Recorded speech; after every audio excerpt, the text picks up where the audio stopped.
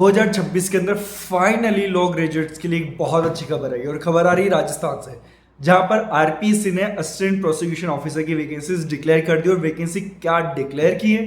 371। बहुत ही ज्यादा वैकेंसीज है। अगर आप देखोगे कि पिछले कुछ समय से लीगल फील्ड के अंदर तो वैकेंसीज का एकदम अकाल पड़ा हुआ है, जैसे कि राजस्थान हो गया हो, है ना। लेकिन अच्छी खबर ये है कि खबर भी कहां से आ रही है? राजस्थान से ही आ रही है। तो इतना ज्यादा अकाल पड़ा हुआ है वैकेंसीज का, ना जुडिशियल वैकेंसीज आ रही है ना कोई दूसरे एग्जाम की आ रही है। तो इसमें 370 वैकेंसीज ना बहुत ही ज्यादा राहत की बात है। और स्पेशली वो स्टूडेंट्स जो राजस्थान के अलावा गुजरात, एमपी, यूपी, हरियाणा, दिल्ली, पंजाब में, यानी कि राजस्थान के आसपास के स्टेट को बिलोंग करते हैं। क्योंकि क्या होगा ना कि अगर आप इस वैकेंसी को क्रैक कर देते हो तो पहली बात तो आप घर के भी पास हो गए, ऐसा भी नहीं कि आपको बहुत ज्यादा दूर जाना पड़ेगा। प्लस अगर आप इस वैकेंसी को क्रैक कर लेते हो तो एक तो आपकी जॉब सिक्योर हो जाएगी, और साथ में आई थिंक इसके अंदर इतना कुछ टाइम आपको मिल जाता है कि आप अपनी ड्रीम जॉब के लिए भी प्रिपरेशन कर सकते हो। तो ये बहुत ही अच्छी अपॉर्चुनिटी, और देखिए मिस मत करना, क्योंकि अगर ये अपॉर्चुनिटी मिस कर दी ना तो बहुत ज़्यादा दिक्कत हो जाएगी। क्योंकि आने वाले टाइम में कोई भरोसा नहीं कब नेक्स्ट वैकेंसीज आए। क्योंकि जो जुडिशरी की वैकेंसीज है उसमें तो 3 ईयर मैंडेटरी प्रैक्टिस रूल का जो अभी रिव्यू चल रहा है उसकी वजह से कहीं पर भी ऐसा कुछ वैकेंसीज आपको देखने को नहीं मिल रही है। तो यहाँ पर इस वैकेंसी के लिए अच्छे से पढ़ना है। तो इस वीडियो के अंदर मैं आपको वो सारी डिटेल्स बताऊंगा इस वैकेंसी को लेके जो आपको पता होनी चाहिए, ताकि आप कोई भी ऐसी चीज मिस ना कर दो जिसकी वजह से आपके लिए बहुत बड़ी गड़बड़ हो जाए और आप इस गोल्डन अपॉर्चुनिटी को भी मिस कर दो। और जो जो डिटेल्स मैं आपको रीड आउट करता रहूंगा, जो एक्सप्लेन करता रहूंगा, वो ऑफिशियल नोटिफिकेशन का स्क्रीनशॉट स्क्रीन पर आ जाएगा, ताकि आप वहां से भी चीजों को चेक कर सकते हैं। तो सबसे पहले तो जैसे मैंने बताया बहुत ही ज्यादा वैकेंसीज है, 371 टोटल वैकेंसीज है ये। और जो वैकेंसीज का बाइफिकेशन है एज पर कैटेगरी वो आपको स्क्रीन पर दिख रहा होगा। अब सबसे पहले बात कर लेते हैं कि एलिजिबिलिटी जो सबसे ज्यादा जरूरी है, क्योंकि देखिए पिछली बार इस वैकेंसी में एलिजिबिलिटी क्राइटेरिया को लेके बहुत ज्यादा इश्यूज हुए, तो रिट भी फाइल हुई थी। लेकिन चलो फाइनल सुप्रीम कोर्ट का जजमेंट जो आया था वो स्टूडेंट के फेवर में नहीं था, और उसी वजह से अब यहाँ पर जो क्वालिफिकेशन है बहुत ज्यादा जरूरी है समझना।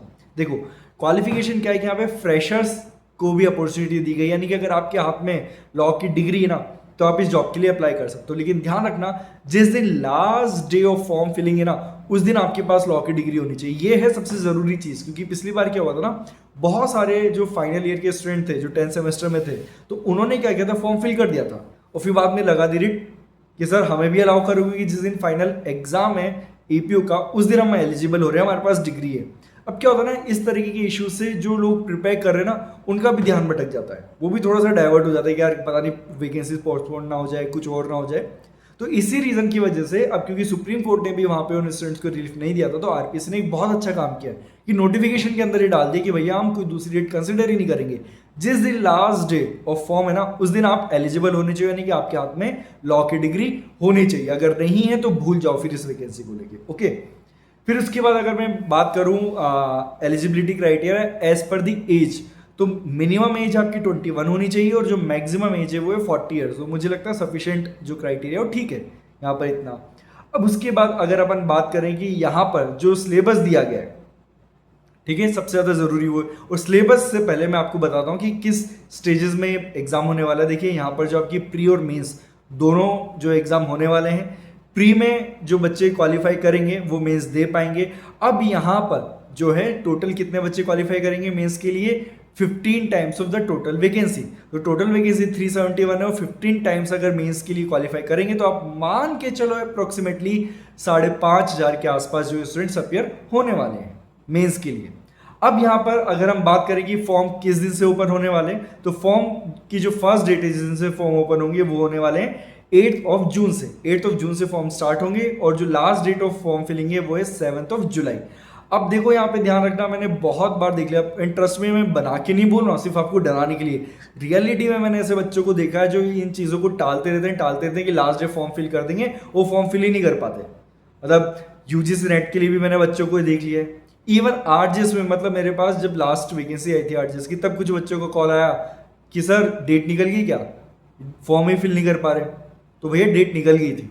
तो इन चीज़ों का ध्यान रखना, जिस दिन फॉर्म खुले ना आप तो उसी दिन भर दो, और चलो उस दिन अगर सर्वर डाउन हो तो नेक्स्ट डे भर दो, क्यों आपको लास्ट डे तक जाना है। तो ध्यान रखना 8th ऑफ जून से फॉर्म स्टार्ट होंगे एंड 7th ऑफ जुलाई तक ये फॉर्म चलने वाले हैं। ओके, फिर उसके बाद हम देख लेते हैं कि इसके अंदर किस तरीके से पूरा बाइफिकेशन किया गया सब्जेक्ट्स का। देखिए जो प्री है उसके अंदर 70% वेटेज रहने वाला है आपके लॉ सब्जेक्ट्स का और 30% वेटेज रहने वाला है आपके हिंदी एंड इंग्लिश का मिला के। अगर मैं मेंस की बात करूं तो मेंस के अंदर लॉ का जो पेपर है वो होगा 300 मार्क का और इसके लिए आपको 3 आवर्स मिलने वाले हैं। और अगर मैं लैंग्वेज की बात करूं तो वहां पर हिंदी एंड इंग्लिश इनके 50-50 मार्क्स ईच के पेपर होने वाले हैं। इनके अंदर आपको टोटल 2 आवर्स मिलेंगे, यानी कि 50-50 मार्क्स के 2 पेपर करने के लिए 2 आवर्स। अब इसमें कि मिनिमम क्वालिफाइंग मार्क्स है और ये ही सबसे बड़ा चिंता का विषय है, क्योंकि बच्चे बोलते हैं कि सर जो आरपीएससी जो दूसरे एग्जाम करवाता है, इवन आरएस के जो एग्जाम होते हैं उसमें 40% मिनिमम क्वालिफाइंग नहीं है। यहाँ पे आपने क्या कर दिया, लास्ट टाइम भी एपीयू की वैकेंसी के अंदर 40% मिनिमम क्वालिफाइंग मार्क्स थे, इसके लिए बच्चे क्लियर ही नहीं कर पाए थे। उसमें दिक्कत आई थी, सबसे ज्यादा दिक्कत आई थी लैंग्वेज के अंदर, क्योंकि लैंग्वेज भी डिफिकल्टी क्रिएट करती है बहुत ज्यादा।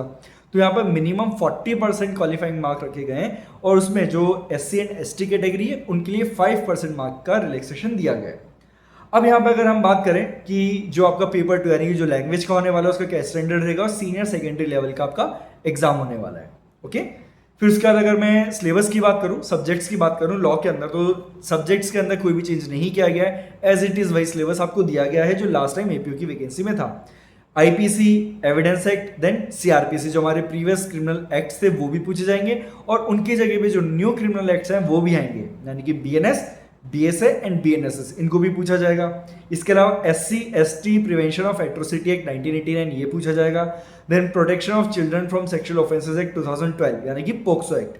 Then juvenile justice care and protection of children act 2015 JJ act. Then probation of offenders act 1958 यानी PO act. Then arms act, Rajasthan excise act. उसके अलावा Rajasthan public examination prevention of unfair means act 1992 and lastly Rajasthan public examination measures for prevention of unfair means in recruitment act 2022।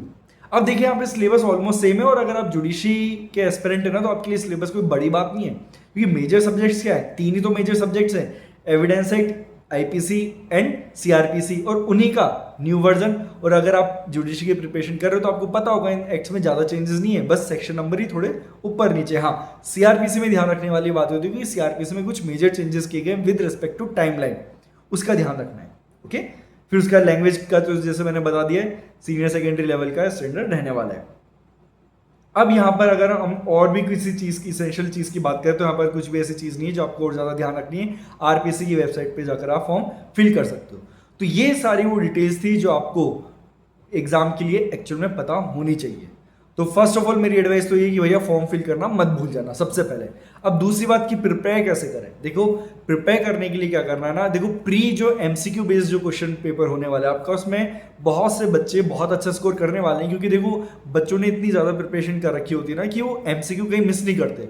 तो MCQ के लिए आपको high accuracy चाहिए होगी, इसके लिए आप जितनी ज़्यादा प्रैक्टिस करोगे ना एमसीक्यू, उतना ज़्यादा आपको बेनिफिट मिलने वाला है। और लैंग्वेज के लिए आप क्या कर सकते हो कि जो आरपीएससी दूसरे एग्जाम करवाता है ना, जैसे आरएस के एग्जाम हो गया, फिर कोई दूसरा टीचिंग को रिलेटेड हो गया, लेक्चर के जो वैकेंसीज होती है उनको लेके हो गया, वहाँ पर अगर हिंदी इंग्लिश के एमसीक्यू आपको मिलते हैं तो उनको सॉल्व करना, वहाँ से आपकी अच्छी हैबिट बनेगी कि मुझे किस तरीके से लैंग्वेज को टैकल करना है। क्योंकि देखना फाइनल के अंदर, चाहे वो फाइनल एग्जाम हो या फिर प्री का एग्जाम हो, दोनों के अंदर ना लैंग्वेज बहुत बड़ा रोल प्ले करने वाली है आपके लिए, है ना।